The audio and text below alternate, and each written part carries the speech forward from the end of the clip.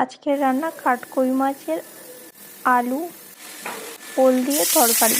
প্রথমে মাছগুলোকে লবণ হলুদ মাখিয়ে মাছগুলোকে ভালো করে ভেজে নেব। তারপর মাছগুলো ভাজা হয়ে গেলে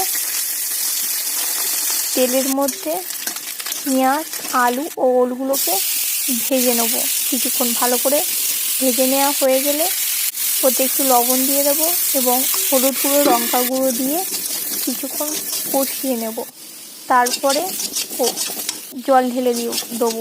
জল দেওয়ার পরে জলের মধ্যে মাছগুলো দিয়ে দেবো, দিয়ে কিছুক্ষণ ফুটিয়ে নেব। আলু এবং ওল দুটো সিদ্ধ হয়ে গেলে জিরে বেটে নেবো এবং জিরে বাটাটা দিয়ে দেবো।